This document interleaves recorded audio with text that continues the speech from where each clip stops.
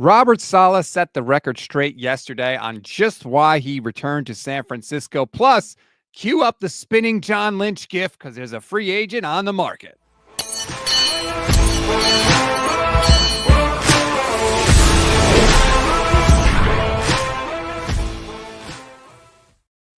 What is good, everybody? Welcome to the Gold Diggers podcast on the Gold Standard and the Fans First Sports Network. I'm Rob Stats Guerrera alongside Mimosa Michelle Majuk.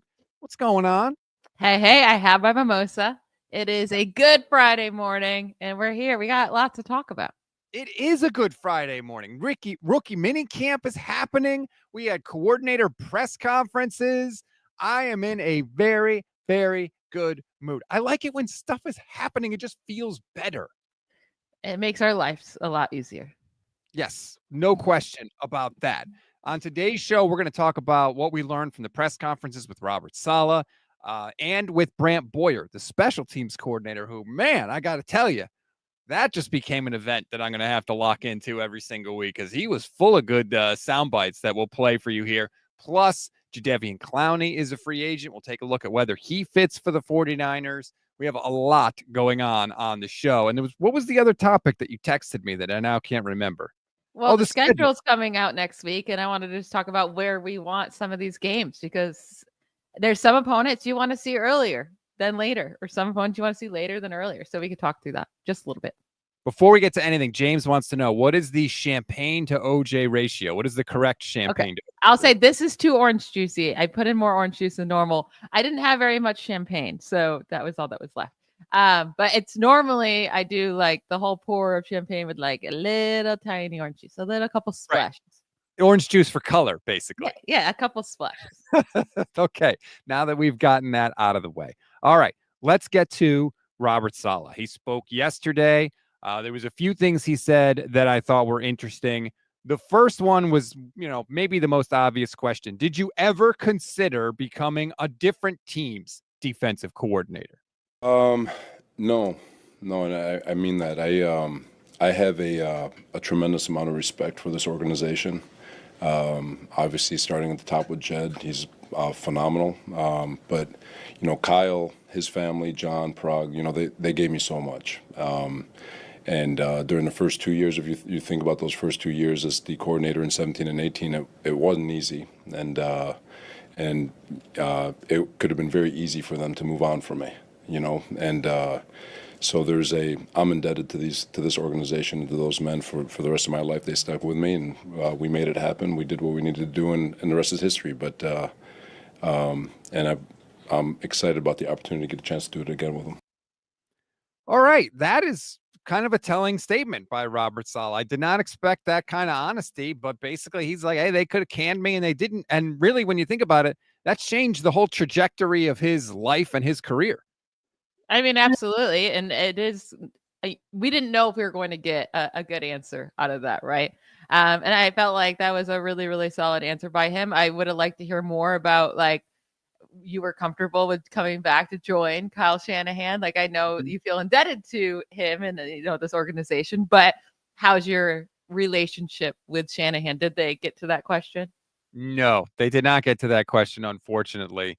But think about it, right? Robert Saleh, 2017, 2018, they were terrible. They were 25th in points allowed and 28th in points allowed. Like, awful, right? If they fire him, he's not getting another defensive coordinator job for at least for another couple of years. So he's going to have to go down to what, like a position coach again?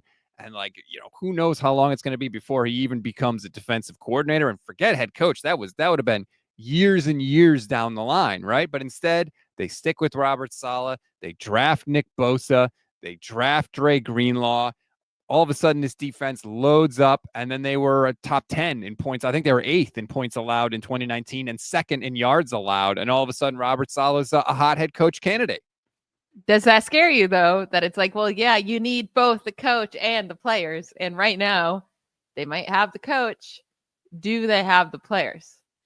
So he was asked about that, like, are you kind of building things up? And he kind of laughed. He was basically, he didn't say this, but like what he eventually kind of intimated was like, do you realize how crappy those rosters were in 2017 and 2018? Like, we have Bosa, we have Fred Warner. He mentioned Renardo Green, I think, and Diamondor Lenore. Like, They have way better talent than they had in 2017 and 2018. Now, it's not as good as what they had when he was rolling, yes, but it is not. We are not at that level, thank God. I don't even know if they have a safety that I want on the field on their roster. Fair. Malik Mustafa is banged up. Jair Brown took a real step backwards last year. They've got, obviously Marquise Siegel, who they just drafted, but the safety position is a little scary. Not a little. It's extremely scary. I did the film show, which we still need a name for. So if you have any names, throw them in the chat or leave a comment on this video. I'll read everything. Actually, MC suggested the Prospectors Pod. Somebody said digging for gold yesterday, which I kind of like because it's a film show. So that's really interesting. So we're still taking suggestions. Yeah, but ours is Gold Diggers. I know. Well, it's Gold Standard Network. We got a lot of Me at 11 is Gold Standard. You see what we're doing here? But anyway, his point, Johnny Dell's point yesterday was that the Niners were so bad at setting the edge that a lot of times what ended up happening is the safeties, i.e. Jair Brown, would have to come down and be the edge guy, and they would have to make a tackle one-on-one in space. And Jair Brown got cooked in a lot of those instances. So the hope is that maybe if the defensive line is a little better at stopping the run, that will help other people be better. That doesn't explain away Jair Brown's coverage issues, unfortunately. But, I'm just trying to hopefully spin it positive because you're right. The safeties are dicey. And there's guys out there that could sign. So I would like them to sign someone. I mean, that's really, there's still Justin Simmons out there and Julian Blackman and Quandre Diggs. Well, I cannot say his name. But there's a bunch of pretty solid experienced veterans out there, even Rayshon Jenkins. That's what they need to bring in. Some guys with experience, especially now that Mustafa is dealing with an injury. I don't know why they're just not signing any of these depth pieces at all. Now, they signed to Sean Gibson, I think, during training camp. Okay, but he was old when they first signed him a few years ago. How old is this man? No, I'm not saying bring him back. I'm saying, we've seen them sign a veteran player to come in during training camp. So maybe that's when they would do it, is my point. Oh, okay. It wasn't specifically go get to Sean Gibson again before you jump down my throat. Man. Sorry. Woo. Sorry. Drink a little bit more of that mimosa. Chill out a little bit. Damn. Because make some moves. There are still some free agents that now that after the draft what you're still missing, it's these guys are not going to be expensive. Can you please sign some of them? It would just make me feel better. That's all I'm asking. And what about Asante Samuel Jr.? He's still out there. What is he? Yeah, I don't know. Anyway, we're going to get to one potential free agent signing they should make in a little bit. That's on the defensive line. So that was Robert Saleh's first question and answer that I wanted to play. Then I found an interesting one, and I can't remember. I hope I prettied this up, but if I didn't, just bear with me. It might not be the cleanest cut here, but let's play Robert Saleh because this is another question that I had said to you that I wanted him asked, which is basically how are you different now? Than you were when you were first here. It's not nearly as what 17 was. Robert, what's the difference between you now and you when you left here? I don't know. Obviously I've gone through the head coaching stuff, and you learn a lot going through that. But I'm happy to be back in this chair where I get to coach a little bit more football and not deal with all the administrative stuff that comes with being a head coach. But the perspective, I guess, especially, and that's what was exciting about coming back, just being in a building where I was once a coordinator and now having head coaching experience to have that global view. So there's a lot of empathy for understanding what Kyle's going through and trying to help him out best I can. But so it's just, I guess, more experience. Here's where Robert Saleh is different, Michelle. Years in New York have taught him to say a lot of words without actually saying anything. That's where Robert Saleh is different now. Yeah, I mean, he's definitely learning some coach speak big time. But, I mean, I would totally feel the same way as he did. We were talking about this on our Bleacher Report show on Wednesday night. It has to feel so good just to be able to do the thing you love. And that's just to focus on football and your defense and your plan. And you don't have to worry about all that crap that head coaches have to worry about, all that administrative stuff he was talking about. He gets to have fun again in his position without all the boring stuff that he didn't want to do, but he had to do in that role. So I'm sure he's excited. Yes, it stinks to get fired from a head coaching job. It stinks to take a demotion, but I'm sure at this point, now that he's here, now that he's making bank again, I mean, he's making plenty of money. I'm sure it feels awesome every day to wake up and be like, wow, these are some things I don't have to deal with anymore. And I get to just go do what I absolutely love. And I do think that may be the thing. That may be the hook to where he might get a head coach offer next year. But, what if it's like, I don't know, some crap like the Browns, a team that's been down forever, doesn't really have a quarterback. Like, now that he's been a head coach and he's experienced that, he probably has a clearer picture of like what he would want. He may say, you know what? I don't really like the opportunities that are around this year. Maybe I'll stick in San Francisco another year because it is really cool. I am making bank and it is really fun to get to do this thing. That maybe that's the thing that could potentially give him more than 1 year in San Francisco. And it's so funny, right, that we're even worried about this because that means if he's even considering taking a head coaching job next year, that means the defense is awesome. And I will take that for a year and they can figure out next moves if he ends up going. But like, let's see what he can do with this defense first, because if he can make this defense a top 5 defense with these pieces and how many holes they're missing, I'm not saying there's no good players. Obviously, there's some elite players on the defense, but with how many rookies he's going to have to rely upon, how many, I don't even know, not rookies, but players that would not be starting on most teams that he's going to have to rely on. If he can do that and he ends up making them top 5, then leave and go be a head coach. Like, cool. Thank you. Thank you for doing that. And I'll take it. No, stay and continue to coach the D. Don't tell Robert Saleh to leave just yet. I obviously want him to stay, but I'm not going to worry about him leaving because that means he did such a good job that hopefully the 2025 season was a great time to watch. Maybe they take a really deep run in the playoffs because, I mean, that's what we're worried about we're worried about both sides of the ball right now, I guess, but mostly about the defense. No, I think the league needs to give Robert Saleh the Steve Spagnuolo treatment and just not even give him interviews. Crazy that regardless of how good he is. It's crazy the Chiefs just get to keep holding on to him every year. Another question I wanted Robert Saleh to answer was the question of, are you building something new? Are you evolving your system? Or are you just trying to rebuild what you had? And luckily he was asked that question. Here was his answer. For sure, it's evolved. You're always trying to stay 2 years ahead of the offense. And, when we went to the Jets, there was a lot of different things that we started to do. And even now, while we have some things from the Jets, there's stuff that has evolved over the course of the last 4 years here. And obviously with the league that there's stuff happening. So we've, over this offseason, a lot of really cool concepts, a lot of really cool things. So some things are the same. Some things are the same from the Jets. Some things are meshed. Some things are coming in that's new. So it's like I said, we're trying to stay a couple years ahead. A lot of it may seem similar, but there's a lot of nuance that makes it different.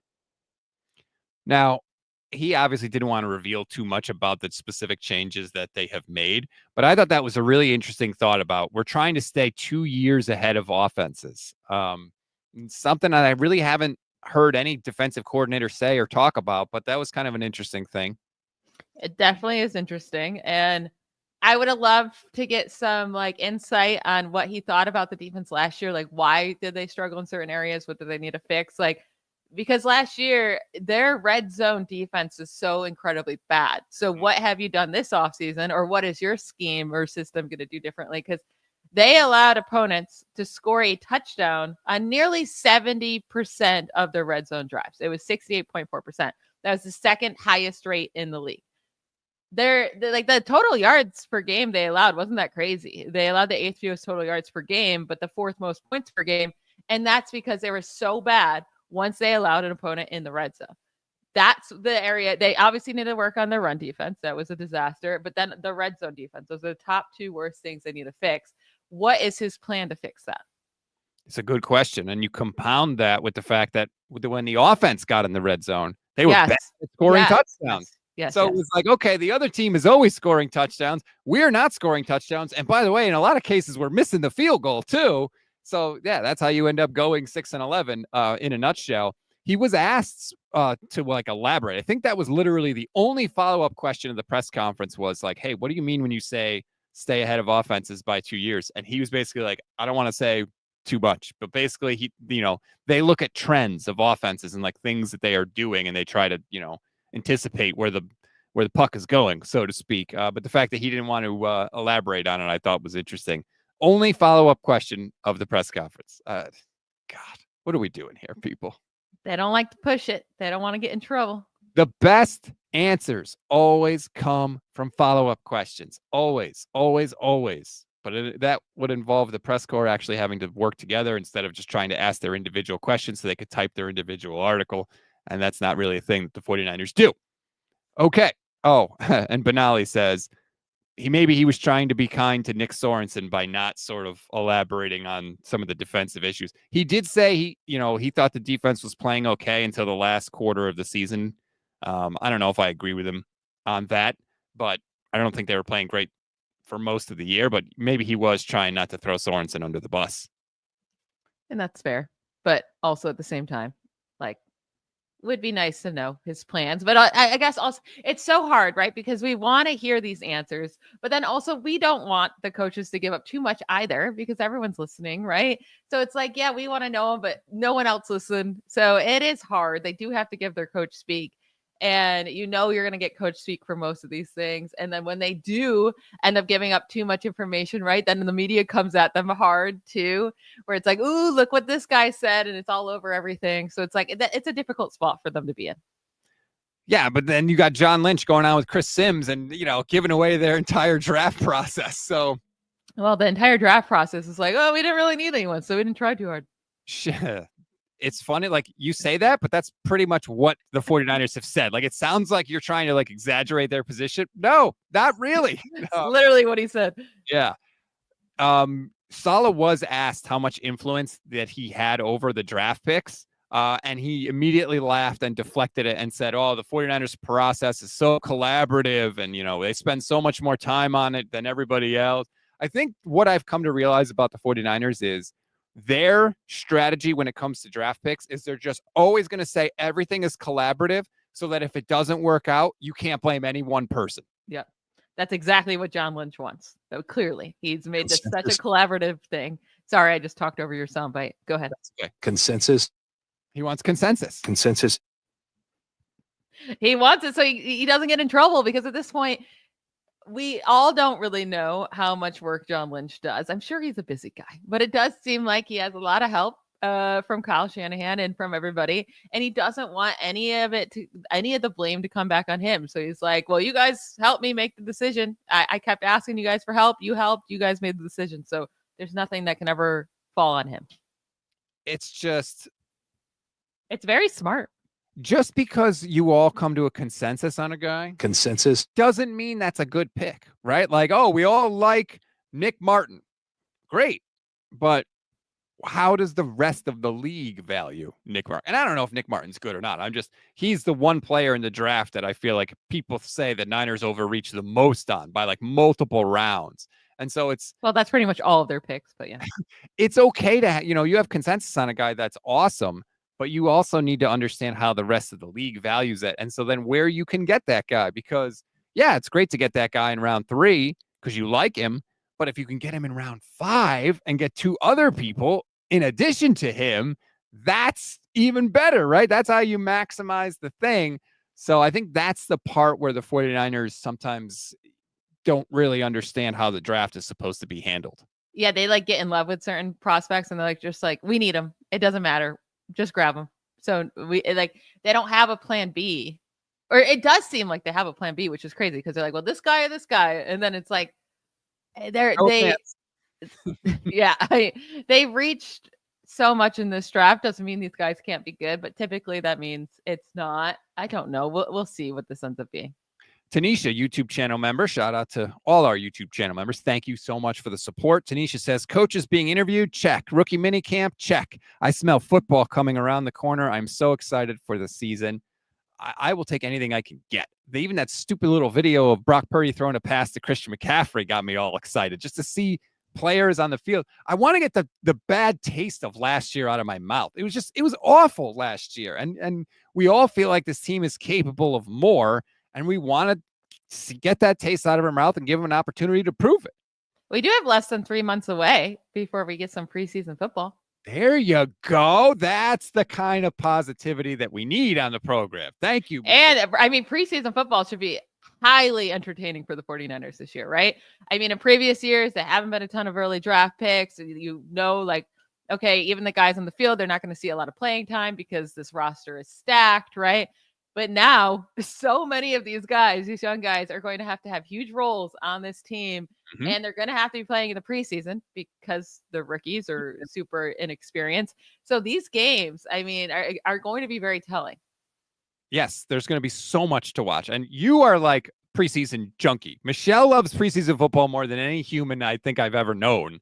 I do very much like So it. yeah, we'll be into it. We'll be breaking it all down. And God, with all the rookies and stuff, like there's going to be a ton to watch this preseason. I absolutely cannot wait for them to get back out on the field, because even you could say the 49ers don't like to play rookies. Well, they don't have a choice because there's not anybody on the roster. So we're going to see them, and we're going to see a lot of them. Yeah, if Kyle Shanahan won't play rookies this year, then just there won't be a team to there won't be a starting roster to put out there. Speaking of positivity and things we want to hear, I want to transition now to Brant Boyer, the special teams coordinator. Niners special teams last year were abysmal, right? Not only were they not generating positive plays, in many weeks they were making plays that absolutely hurt the team and made it easier for them to lose. So, Brant Boyer, you're the new guy here, right? Like, how are you going to fix this, basically? And he had said two things, and I loved both of them. Here's the first. Do the best job I can, create a culture that it shouldn't be like punishment, to play special teams. And that's, I think, teams around the league, that moniker comes out like, oh man, I don't want to play special teams. It shouldn't be like that. That's how I made a living. That's how a lot of people make a living in this league. And if you can create a culture that the guys know you give a damn about them, they're going to play for you. And that's what I'm trying to do. I love that, because I think that to Kyle Shanahan, it is kind of a punishment to play special teams. And Brant Boyer has to break that mentality, basically. He has got to instill pride in this unit, because they don't get that from their head coach. No, yeah, it's never like, it's very rare to find a guy who wants to be like the best at special teams, right? That wants to put out his all, because it's one of those roles where it's very unglamored, I guess, unglorified. Like most people don't know the best special team guys out there. You can be elite at it and you're still not really well known, like the great offensive and defensive players. So it's just like, you don't get the glory from it. And it's the most dangerous part of football. You're just sprinting at each other the fastest you can, trying to hit each other. And it's not the nicest role to have to play. But I mean, this team did lose games based on their special teams play last year. Just straight up, they lost games. So many penalties. They had 16 penalties on special teams this past season, tied for 7th most in the league. They weren't very good at punt return yards on either side of the ball, on stopping it or gaining the yards. And that, like, they definitely, like, if they can improve their special teams just straight up, that will make them a better team this offseason. This season. One of the things Boyer said was you have to win 2 out of the 3 phases to win games. So it's either offense and defense, offense and special teams, defense and special team. And like, yeah, it's a third of the game. And we've seen it bite the 49ers in the ass. And I just loved everything that he was saying yesterday, including this next one when he was asked specifically, after watching the 49ers play special teams last year, what's the biggest thing that needs to change? Overall mindset, guys. At the end of the day, this is a violent game played by men, and it's a special teams is a one-on-one matchup 90% of the time, and it's either you or him. And what it comes down to, and that's my whole mindset that I'm trying to get these guys to understand is it's either you or me, and it's going to be you. Period. And that's the whole mindset that I want these guys to understand. Yes. Like he said, what has to change is the mindset. And the mindset is Kyle Shanahan saying, well, just don't lose us the game, right? That's the mindset that has to change. When your head coach says that in public multiple times about the unit that you're on, that you're not really going to give a crap, right? You're going to do the bare minimum to just not get fired. And that is the mentality that has to change. So I loved that from Brant Boyer, because he's 1,000% right. And the best part is Kyle Shanahan could say that, just don't lose this games. And they could have gone in with that philosophy last year, but the special teams unit did lose some games. So It's not like that worked. It's not like that process worked for them whatsoever. Because think about the big returns they would allow, or think about the big returns that Debo would have, but because of penalty, it got called back, and that changed the game as well. Like, so yeah, I do like that mentality. It does seem like he's either very nervous about speaking in front of the media or dealing with something. He talks weird. Well, he didn't seem totally comfortable. I'll Yeah. say that. Like he was kind of, like moving around, especially he was breathing heavy. Sometimes I scrub through it at times 2 speed just so I can get through the press conference. And like when you see it at times 2 speed, he's like, Oh, he like kept going. yeah, He's very, very nervous, I think. which is fine. Like whatever, man. You do you. I don't care about your press conference. Just fix the damn special teams. But I just like that he was changing the mentality of like, hey, we're not just like along for the ride. We are 1/3 of the team. We impact the game just as much as them. Yes, please. And supposedly he was a recommendation from Robert Saleh. So if Robert Saleh can help fix the defense and help fix the special teams, if he's here for only 1 year, it'll be worth it. But also, special teams is even going to be way more important this year because they changed the rules now. If you just do the kickback, where you just try to kick it out of the end zone and make sure teams can't return it, they now get the ball at the 35. So like teams can't be doing that anymore. The 49ers are going to have to play special teams fully, or they're kicking the ball and stopping this team from getting a big return. So that's also, I mean, they really need to focus on this. Well, that's a huge part of it too. Like we're going into the season, right? Oh, kicking competition. Moody and Kenny. Crap, I can't think of his last name. Kenny the kicker on Twitter. What the heck is his? I'm sorry, I can't remember his last name. But we're going to be like, oh, who makes more field goals? Who makes more point after touchdown? It's not just about that anymore. Because now, like you're saying, your kicker has to consistently be able to land the ball in a certain range because you don't want to just hand the team the ball at the 35-yard line. I mean, hell, you kick the ball out of bounds, they get the ball at the 40-yard line. You kick it in the end zone, they get it at the 35. It's not really that much different. So a huge part of this kicking competition is going to be who's going to be able to handle the kickoffs and do it properly consistently. And we all know Jake Moody's going to win it. Kyle Shanahan has way too much pride. Boyer was asked about Jake Moody, and he said, what the Niners say. He's super talented. Everybody thought he was talented coming out. He's got to get his head right. He talked about replacing Tabor Pepper, the long snapper, and how that might be able to help Jake Moody.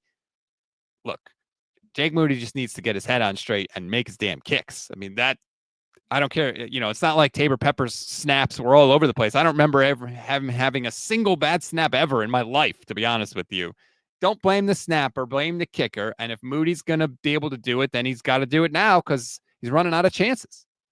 Yeah, they'll keep him until he ruins a game or two and then move on. We got this super chat from the Unfaithful Perspective. This is sort of taking us in a different direction, but why not? It says, most channels emerge during this current winning era. How do you think your content and others might change if or when it's over? Genuine question. I mean, I can only speak for myself, but it won't. I feel like I have a standard that I hold the team to. And when they're good, I say that they're good. And when they're bad, I say that they're bad. So for me, the record of the team won't change. I will say it's certainly easier and helps if you're a content creator and the team is good. Like more people care when the team is good. So it definitely helps, but it's not going to change my content if they start losing. No, it's just going to make us a little bit more pessimistic and angry and grumpy. Yeah, yeah, that's true. But now look, it's good teams do smart things. Bad teams do stupid things. And there's a reason that good teams get good and bad teams get bad, but it's not going to change my coverage because I only know one way to do the job, honestly. So that's pretty much the way I'm going to do it. Okay. Free agency. Jadeveon Clowney. He's on the market. He told The Athletic he wants to play. So that's not even a question. He's 32 years old, Michelle. I asked Johnny Dell about this yesterday. He said only if he'll play on the vet minimum. What's your take? Do you want Jadeveon Clowney for the Niners? I want them to add someone that has experience and you can rely upon to at least split some time with Michael Williams. So you're not going into the season asking Michael Williams to play 90% of the snaps, right? Mm-hmm. So, but there's still Zadarius Smith out there. I think I'd prefer him. Matthew Judon. It would probably be more expensive, so that would be close, but Judon's a better pure pass rusher. But I think I'd rather go to Darius Smith because he's not going to be too expensive either. But if it ends up being Clowney, I wouldn't be upset by it at all. I'd be happy by the signing. Yesterday, I was like, well, if he'll play on a vet minimum deal, okay. But then I just quickly glanced. I was like, well, just let me see Jadeveon Clowney's PFF grade last year. It was 70.8, which is not amazing, right? 70, okay. Then I looked at the 49ers defensive lineman on the roster right now. Nick Bosa is the only one with a PFF grade over 60. Mm-hmm. So it's like, yeah, Jadeveon Clowney might not be great, but is he better than what we've got? Overwhelmingly, the answer is yes. So even if you have to go above the vet minimum, bring him in. And also, Clowney was playing on a terrible team on the Panthers. I do think Clowney would also help the run defense too. So I think it'd be a nice signing. I really do. And, I was thinking about this, and I feel like in years past, he'd already be on the roster, or there would already be reports of, yeah, John Lynch is interested. He made the call, right? Like when they went out and traded for Chase Young, when they went out and traded for Randy Gregory, right? Like they were aggressive in scooping up guys exactly like this, guys that maybe are a little bit older, guys that, still have some tread left on the tire, that were big time, highly drafted players. That is exactly who they brought in. Now we haven't heard anything, but they need it. They still need defensive linemen. So I would be on board with multiple, like Clowney and somebody that you mentioned, Judon or Smith. Like, yes, why not both? They've got the cap room. They have the cap room. I know. Like, are they just not going to use the cap space? Because that's what's kind of confusing to me. They have the cap room. It would be crazy not to use it. And I guess there is definitely better options out there for both safety and edge than there is defensive tackle. So maybe it's good that they spent those draft picks on defensive tackle, because the defensive tackle market right now for free agents is not looking swell out there at all. So yeah, sign some edge rushers, sign some safeties, like fill these holes a little bit, please. Lee Ving says hard pass. Why hard pass? Again, it's better than what they have. That's the thing. Like Sam Okwanu, Alex Barrett, Robert Beal, Yetur Gross-Matos. Like, what do you are those guys that you desperately need to see on the field next year? Like, and again, you can still keep all those guys and just add on top of it. So I think they absolutely should look into it. I think it'd be attractive for Clowney, right? Get to play with Nick Bosa, get to play with Fred Warner and some really good guys on the defensive line. You were just in Carolina. You know what that's like. I'm sure he's not going to sign with a crap team. Come on board, Jadeveon Clowney. I'm here for it. 3 of his last 4 teams, the Titans, the Browns, and the Panthers. So yeah, he's been on a lot of bad teams. He was with the Ravens in 2023, but I'm sure he would like to be on a good team again.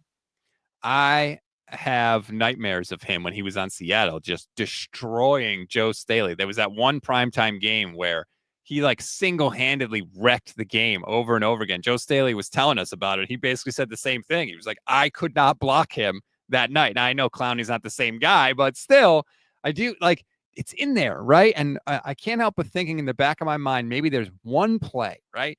1 3rd down where, yeah, Jadeveon Clowney, is not the same guy he was when he was drafted, but he has just that one play in that one moment with using the experience that he has that maybe helps give him the edge and make a play that changes the tide of a game. And they don't have a lot of guys like that on the roster right now, especially on the defensive line. They don't at all. I mean, they had 67 tackles for loss as a team last year, 3rd fewest in the NFL, behind only the Panthers and the Patriots. They need help. They need help greatly. And I do like, even with Clowney, it's not all about the pass rush. It's about the run defense too. And like I said, I do think he could be a big add there. So if they sign Clowney, that's only a plus. Like I don't, unless they gave him like this big contract, which they're not going to do. He's going to be cheap. He's going to be a veteran with experience, and he's going to help out this team greatly for depth. And also, like, do you want him to go to the Rams? Do you want him to go to the Chiefs? Do you want him to go to the Eagles, right? Couldn't you just see the news? Oh, Eagles signed Jadeveon Clowney for 1 year, $5 million. And he'd be a beast for them too. You just know it. He would get his like 10 sacks and kill it for them. Yeah. Right. Because he'd play like 20, 25 snaps a game, but he would get like 5 pressures, a sack every other game. Like it would be just forced fumble. Yeah. Randy Galella says, I heard he's a bad locker room guy. I have no idea. I haven't heard that about Jadeveon Clowney, but I'm not saying it's not true, not saying it is true. I don't know. No, a lot of teams have moved on from him pretty quickly. 1 year with Seattle, 1 year with the Titans, 2 years with the Browns, 1 year with the Ravens, 1 year with the Panthers. So that could scream bad locker room guy for sure. Lee says Clowney tries 2 games a season when he plays. Well, and I hope they're division games. Again, we need help. Like, okay, I'll take the 2 games. It's better than what we have. Zadarius Smith. Both. Why not both, right? Why That's not how the old saying goes. Anyway, so we'll keep our eye on Jadeveon Clowney and some of the other free agents. And again, anyone that they sign now does not factor into the compensatory pick formula. So it's not like, oh, well, we signed him, so now we don't get a comp pick. Nope. Don't have to worry about any of that, too. So that's another reason to go out and be aggressive. Benali says, I think after Devondre Campbell, the Niners are less likely to take a chance on guys with character flags. Fair. But remember, Campbell was their backup option after Eric Hendricks flipped and went to the Cowboys. So they didn't want Devondre Campbell first. And Kyle Shanahan said there was even another linebacker that they tried to get before him. So he was sort of the break glass in case of emergency guy. Yeah. And again, I haven't heard, I mean, I feel like there's not been like crazy reports about Jadeveon Clowney being like this terrible guy. I don't know. There were red flags with Campbell. He MF'd the Packers on his way out. He was putting things up on social media. There were definitely some red flags there that I don't necessarily think are there with Jadeveon Clowney. All right, one more thing before we go. The schedule comes out Wednesday. I cannot wait. I am super excited. I love the schedule release.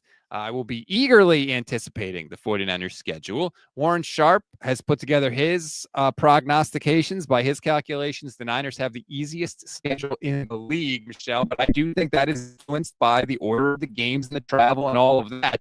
So when you look at the 49ers opponents, what are some of the things that you want to see when the schedule does come out on Wednesday? So looking at it, what I found really interesting, right? Because with Brock Purdy, we have seen like, all right, bad rain games or bad snowy games. He's maybe not going to be very good in, but there's really the only possibility of a very cold or bad weather game. There's only 2 to 3 possibilities here, unless, there's some terrible weather in San Francisco, I guess, for one of the home games, but there are 9 away games. You got the Cardinals and the Rams with nice weather. You got Houston in a dome, Indianapolis in a dome, the Saints in a dome, the Buccaneers, warm weather in Florida all throughout the year. So you really have to worry about 3 teams on the road, and that's the Browns, the Giants, and the Seahawks, right? And it's not even like it gets that cold in Seattle. It gets cold in the winter, but it's not like you're going to see 10-degree temps or anything like that. Rain is the bigger issue in Seattle. Yeah. But I still would like them to knock out those 3 games earlier on the year, especially Cleveland. Cleveland gets so bad so quickly in the winter, right? Once you hit November, it's miserable. I live there, and it's especially the stadium's right on the water. It is when I would live right downtown, which is right where the stadium is. Walking around there, it's always so windy. It's so brutal. There is nothing like that weather. They need to knock out that game early. I want that at Cleveland game to be very, very early in the season. And then also, I want the Titans game to be early in the season too. Anytime there's a rookie quarterback, let's see them very, very early, right? So those are 2 things I really pointed out here that I want them to like play. I'd be fine playing the Browns on the road week 1 just to knock it out. The Giants game. Giants too. I don't know. Do I want that game early? Do I want it late? Early, it's probably going to be Russell Wilson, right? And look, Russ has scarred me for life, okay? He just has. Do I think he's good anymore? No. But do I think he could find a way to beat the 49ers? Yeah, some freaking how.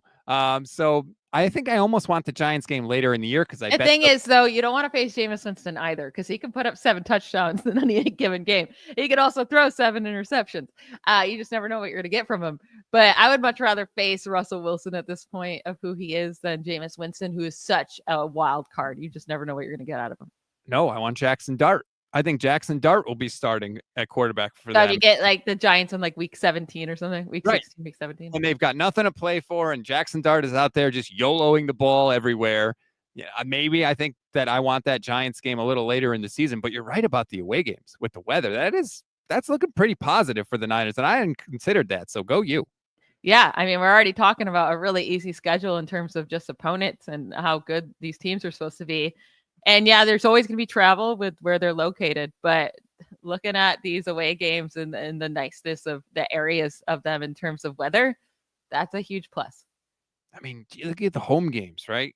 You got the division games, the Falcons, the Panthers, the Jaguars, the Bears, the Titans. Like obviously the division games they're going to be tough. They're going to be battles. But other than that, I mean, the Bears game is the only one that really gives me pause because they have Ben Johnson. They have, a highly touted quarterback prospect. They beefed up their offensive line. Maybe they could be, a problem, but the rest of that's looking pretty damn good. Now, let me ask you, because you look at the schedule, right? Not a lot of exciting teams that they're facing this year. What would you want to be a week 1 game? I almost want it to be at Seattle. And I know that's scary. Knock it out, though. Knock out the at Seattle game. First game with Sam Darnold, that quarterback. He doesn't have a lot of weapons right now. It's going to be fresh. I kind of want them to knock that out. It's interesting. I don't know. Sometimes I think maybe we want a little film to see what they're doing with Sam Darnold, but I don't like division games early in the year, like especially week 1. So I don't know if I would give me maybe the Falcons at home. Yeah, give me Atlanta at home. What does Atlanta have, really? Michael Penix? Okay. That's what you're going at me with. Bijan Robinson, though, so that would definitely test the run defense immediately because Bijan might be top 3 running back in the league. Yeah, but they don't get him the ball enough. He had like 300 plus touches last year. I think you're thinking of his rookie season. I feel like they still don't. I had him on my fantasy team last year, man. Give him the damn ball even more. Yeah, especially around the goal line. I don't know. 304 carries for 1,456 rushing yards, 14 rushing touchdowns. How many more rushing touchdowns did you want? And then had 431 receiving yards on 61 receptions. This dude touched the ball 365 times. That's way more than it seemed like. Yeah, what are you talking about? And I think he was like the running back 2 in fantasy. So I don't know what you wanted from him. More, obviously. I mean, what am I going to be satisfied? No, don't score any more touchdowns, Bijan. That's okay. That would be, because we're talking about you don't want to face anyone with like a new coach or a new quarterback too early, like a week 1 because you want the film. But then also facing a run offense that could be that good with these new guys on defense for the 49ers that might not be gelling yet. That could be scary. I want the test, though, right? Give me the test right away. And let's see how we're holding up here. The Unfaithful Perspective says we're signing a quarterback to a big deal, and we're looking forward to indoor games because Purdy ostensibly can't throw in any weather. How long must I wait? That's true. I mean, look, he struggles in the weather. You don't love that, obviously. You wish he could play better, but I also need to be realistic. He's going to be the quarterback, so yeah, I'm going to hope for the good weather games and the indoor games. That's just the reality of where we are. And that's a lot of quarterbacks. I mean, most quarterbacks struggle in bad weather. You have your Josh Allens that can fight through it, your Patrick Mahomes, but most of these guys struggle in bad weather. So yeah, you're going to look at these dome games on the road and be excited about it. So I get the angst, but it's happening, it's not going to change now. So you got to get on board and work with what you got, so to speak. So, yeah, but give me the Atlanta game first. The Niners don't like to have home games early in the year unless they're in prime time, because as anyone that's ever sat in Levi Stadium knows, you roast in those seats in the sun. So they've talked to the NFL about hey, if you're going to give us home games early in the year, put them in prime time so that the sun is not as bad. And the league generally has accommodated some of those. That's a fair question, Michelle. How many primetime games do the Niners get this year? They've been right at the top of the league for the last 3 or 4 years. Obviously, they were terrible last year. What do you think? I think 5 is the most. 5 or 6 is the most you can get. 6 is the most now. I think they get 4. I'm going to put them at 4 this year. They'll have a division game. Maybe they just don't have exciting enough opponents, right? Yep. And they had it down here, and they don't have exciting enough opponents. So maybe a Rams game gets put in prime time. You would expect that.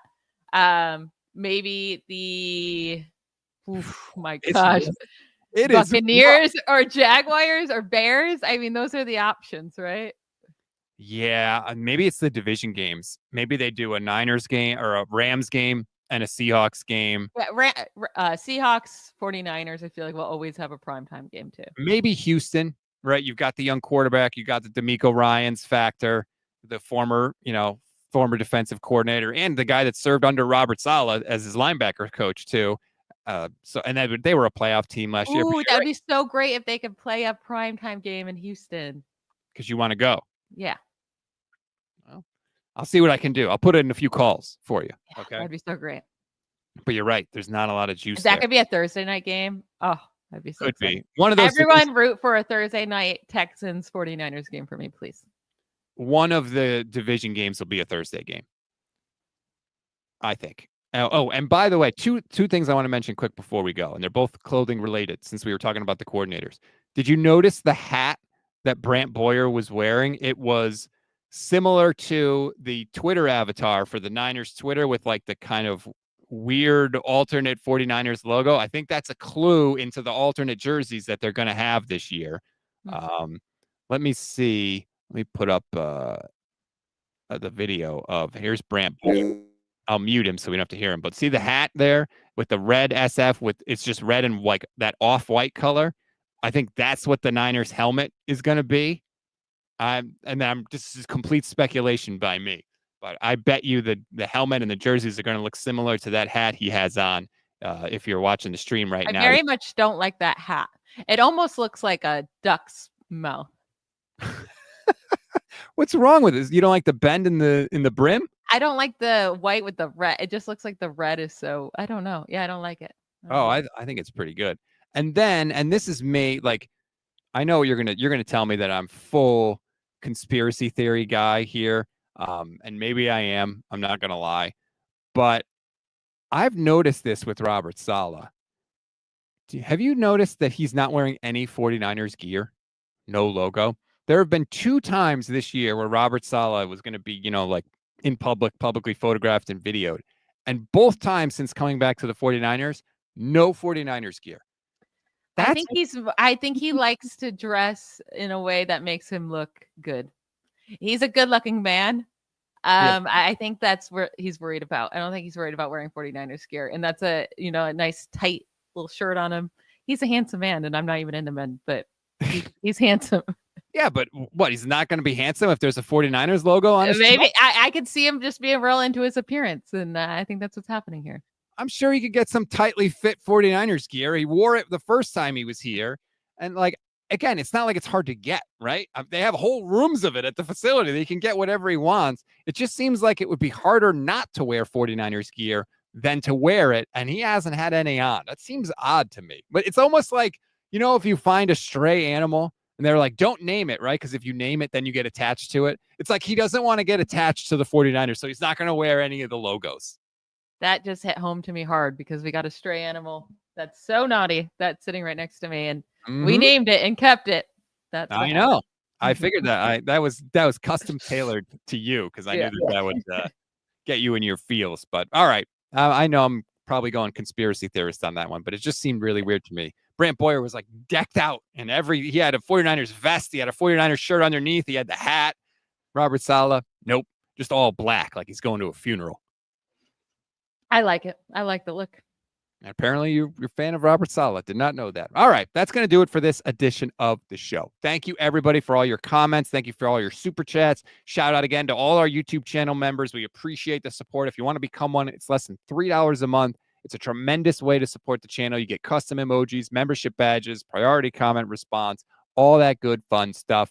Michelle, next time I talk to you will be Monday on our Bleacher Report show. We still won't have a schedule, but we're going to have rookie minicamp to react to. Things will take place on the field, and I'm sure you'll poo-poo everything I want to talk about. Oh, yeah. You're going to be so pumped about some guy catching something in his shorts and no defender on him, and I will poo-poo it. But I am excited that you're excited about it. Good. What's your big weekend plans today? I don't really have anything too crazy this weekend. Look at you. Yeah, You're getting old and boring, huh? I mean, I'm going to go out for sure and do stuff. I just don't know what yet. Maybe some, what's that? Axe throwing. That is very fun. I did get the chance to do that once, and it's a good time. Brunch will be involved at some point this weekend. Things will be done. All right. Well, enjoy the rest of your weekend, everybody. We'll talk to you next week. Bye, y'all.